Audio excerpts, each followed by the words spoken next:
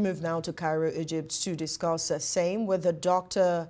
Kari Odermann. She is a global affairs expert. Good to have you now. We're focusing on, Trump's style of diplomacy. But first, could you help us analyze the potential, motivation behind Trump's threat to Nigeria or his warning to Nigeria? What might be the strategic benefits or drawbacks of such a move? Well, this is a complicated situation. This definitely has more to do with domestic politics and economic rivalry than just religious persecution. There's a lot of levels to look at when we're considering what the drawbacks or benefits could be. And there would be different ways of going about this using soft power if those avenues were still available to the Trump administration. But after USAID's funding to Nigeria was almost completely cut in early 2025, there's not a lot of reason to kowtow to the United States by Nigeria right now. And if you'll look at how Nigeria and US relations have developed in the past months, you have Nigeria rejecting detainees and illegals from the United States. You also have economic considerations that maybe not everyone has on their radar. And if you look at the tariffs that were imposed also on Nigeria in April of 2025, it's clear that there might be economic motivations behind this. If you look at two main industries, natural gas and fertilizer, these are areas that the EU is normally getting these things from Russia. And because they're not going to be buying any more from Russia, these are two things that they could buy from the United States, but also Nigeria can offer them. So by portraying Nigeria in a destabilized light, this could benefit the United States strategically. Interesting point of view. But when it comes to the issue of religion, it's quite a sensitive, topic, especially for Africa, for Africans. But how do you think the international community should respond to allegations of religious persecution, particularly in Nigeria and Africa? I think it's not only looking at how the international community could be responding, but what's changed in their response in the past 5 years? Because that'll really give us a better understanding of what's going on. In 2020, Nigeria was also put on the list of for this international religious freedom label of, you'd mentioned the term at the beginning, the country of particular concern. And within 48 hours of putting Nigeria in this category again, Trump made a threat of military strikes. And the international community in the past has reacted much differently. Here we see the United States reacting unilaterally, not just using diplomatic avenues and trying to strong arm Nigeria into making changes. Now, Nigeria's president, Tinubu, did do something very smart by leaning into the criticism from the Trump administration, saying that they would welcome support in battling terrorism, which I think is very important. Questions of sovereignty are coming up. How far can the United States or other countries go? And what kind of justifications can they use? And the most important thing here is that Trump is appealing to his domestic audience by focusing on Christians as victims. But as you know better than I do, that's not the case in Nigeria. It's not only Christians that are being targeted. Implications of Trump's statement to Nigeria for the global governance of human rights and humanitarian intervention. When you say you're cutting off aid and all of that, it says a lot. Just before we delve into his style of, diplomacy. I didn't catch the first part of your question. So what I said is, right? So what is the role What exactly, when you talk about, aid and him cutting off aid, what are the implications of, his statement on Nigeria for the global governance of human rights and humanitarian intervention? Well, I think there's a strong contradiction there by cutting off or reducing aid to Nigeria, and at the same time wanting to promote freedom of religion, civil rights, humanitarian goals. There's a clear disconnect there, which can lead people that have led other analysis, not just me, to believe that there are other motivations here. And you can see that with the different techniques that are used now with Nigeria and that have been used recently with other countries, considering the peace negotiation efforts between Thailand and Cambodia just last week. So then I'll draw your attention to something you mentioned earlier, which is something a lot of people are talking about, which is the interest in the resources, in Nigeria, even though some critics have said, well, the resources you talk about, they've not really used these resources as they should. Do you think that the U.S. is positioning itself in a way in which it could benefit from, this part of the world?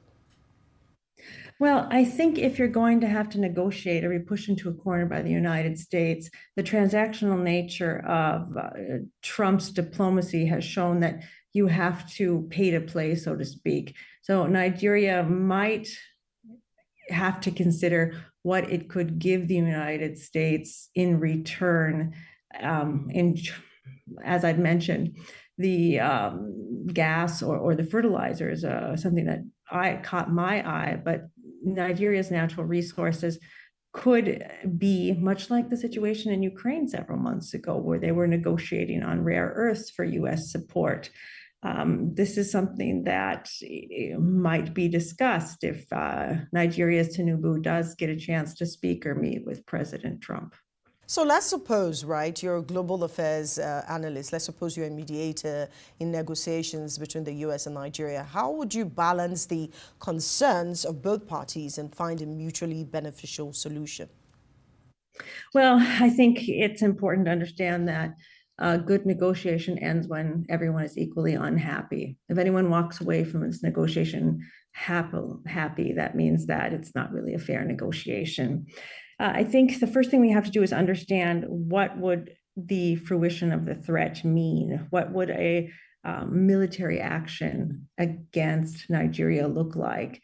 It would more than likely be coming from the Atlantic, from an aircraft carrier that are capable and have range of, with Tomahawk missiles, for example, or special force operations within Nigeria. The question is, you also have to assume that they would avoid civilian casualties, but there are parallels between what happened in Doha recently in September and what the United States would be planning in Nigeria. And Israel suffered a lot of diplomatic backlash. And I'm assuming the United States would suffer similar international backlash if they would do something like this. Now, how could both parties be mutually beneficial?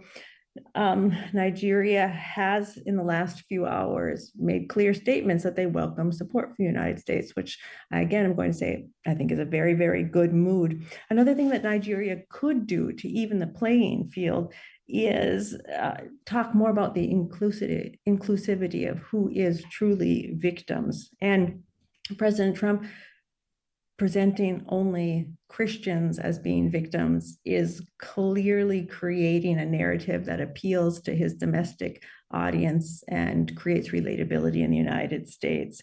And as long as the United States is constantly reminded that they're welcome to be involved in these non-state actors that are causing problems in Nigeria, I think Nigeria and the United States might be able to walk out of this both and save some face without Nigeria losing too much. Even though we're running out of time, I would like let's delve now into Trump's diplomacy. What might have motivated Trump to adopt a more conciliatory tone during the Asian summit that just ended, despite his reputation for being more confrontational? I think it has to do with what he wants. And in Asia, there was more of an economic focus. So he had to be very cautious about supply chains that are tightly interlinked in Southeast Asia. And when it comes to Nigeria, he has already tried to flex in different ways. Recently, one of Nigeria's Nobel Prize winners had their visa stripped to the United States. Nigerian students are losing the opportunity to study in the United States. It's almost like Nigeria is being targeted in some ways from the Trump administration more than other West African countries, African countries. So I think that part of this is that President Trump did this because he could, and this is more of an appeal to his domestic audience, where his activities with Thailand and Cambodia, and while he was at the ASEAN conference, were more of an appeal to economic interests of the United States. Finally, before I let you go, just to elapse of this particular question, how does Trump's transactional approach to diplomacy shape his interactions with world leaders, and what are the potential implications for regional relations? Plus, how does Trump's, diplomatic style differ from this particular approach in the Nigerian context? Well, his diplomatic approach is very transactional, and I would advise anyone who has to negotiate with Trump to pay attention to the fact that it's a very personalized style. He puts a great deal of weight on himself as the negotiator. At the Warsaw Security Forum last month, I had a chance to discuss things with Keith Kellogg, who is the US's envoy to Ukraine and Russia. And Kellogg spoke talking about how when he was in Belarus, trying to get maybe 47 hostages released. This is a symbolic number of Trump's presidency. So if you have to negotiate with President Trump, you also apparently have to cater to symbolic actions. It probably wouldn't hurt if Nigeria's president would talk about how President Trump deserves a Nobel Peace Prize. That would certainly improve the situation. And again, there's a trend. The EU also exemplified this. If you want to work with the United States, you have to offer to buy some of their products. So Trump comes away from it looking like an economic winner. So these are the things that are changing, but these are things that aren't quite as unpredictable as we thought President Trump was at the beginning of his second term.